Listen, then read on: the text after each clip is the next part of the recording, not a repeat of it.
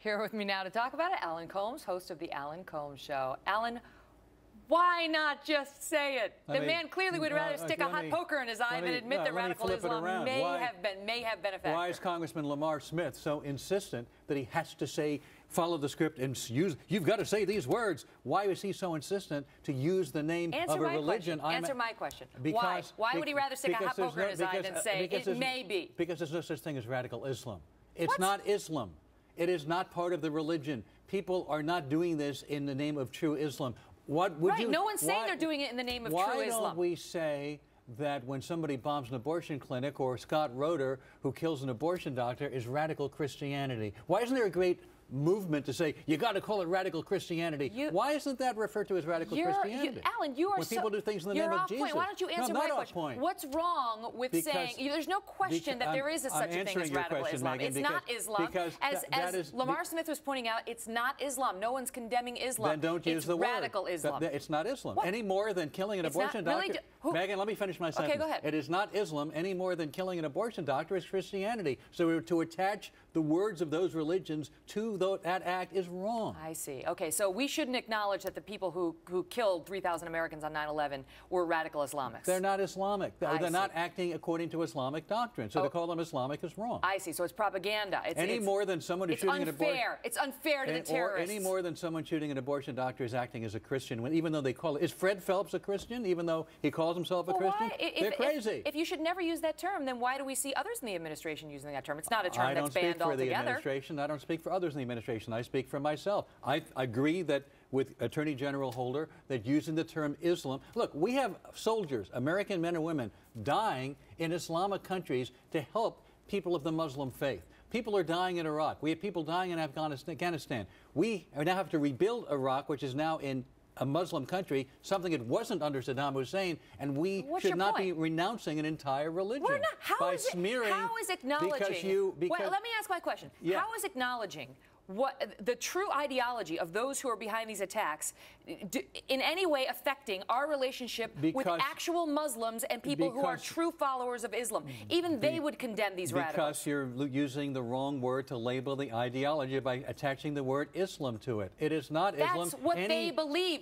They say they follow a form of radical Islam. They're the ones who say, you reject what they say? And Fred Phelps says he's a Christian, is he? So what? So is he? Who are we to say he's not some radical version of Christianity that he says he follows? We got to call these people who bomb abortion clinics Christians. We have to make sure we get that word Christian in there, just like Lamar Smith was foaming at the mouth to get the Attorney General to use the word Islam. It's religious bigotry. This extreme form of Islam is at the very heart of what they do and why they hate us. It's not Islam. Megan, this is a political ideology, not a religious ideology. They are attacking us on political grounds, not religious grounds. They're misusing Islam, and to use the word Islam to try to apply to them because it satisfies our need to demonize a religion is absolutely wrong and bigoted. You tell me. Eric Holder, very careful not to go there. Correct. Obviously didn't want to say it. Why not so careful when he was quick to call Americans a nation of cowards on the subject of race?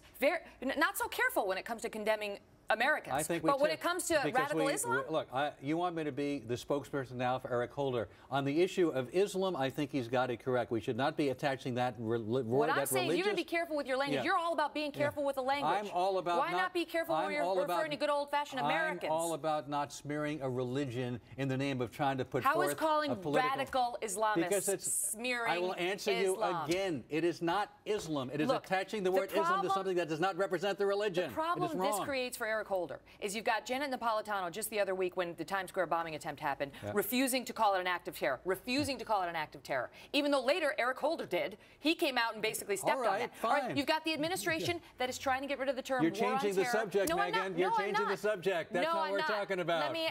You don't like this because you don't know how to answer. I don't like it. You're now doing a bait and switch. No, let me get my question out. You've got Napolitano refusing to call it an act of terror. You've got the administration refusing to use the word on terror. We didn't know what it was at Global contingencies over overseas operations. First. And now you have Eric Holder refusing to call people, the Pakistani Taliban, radical Islamists. Rather than it makes people disconcerted with respect to an approach towards our enemy. On words? Why is that so important? Because words matter, Alan. Because we want to. because reflect we want to use the word ideology. Islam to smear people. That's why. And we didn't know it was terror until we got the information in. How about waiting till we know the facts before we start using? But we know now. Eric Holder's the one who says it's the Pakistani Taliban. All right. Now we have information. At first we did not. He knew when he was testifying. Because when you get the information, that's when you come forth with the proper language. So when President Bush said it's radical Islam behind 9/11, he was smearing radical. He was smearing Muslims. Actually, George W. Bush was very good about not using that term. George W. Bush actually went out of his way. But anybody who says radical Islam, they're smearing. To his credit, George W. Bush